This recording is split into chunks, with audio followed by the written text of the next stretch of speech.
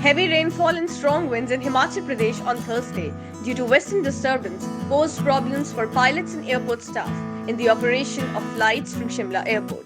To ensure the required center of gravity, especially in the ATR planes, which are load restricted, the majority of the passengers had to be seated in the rear section of the plane to enable a smooth takeoff on the short airstrip at Shimla airport.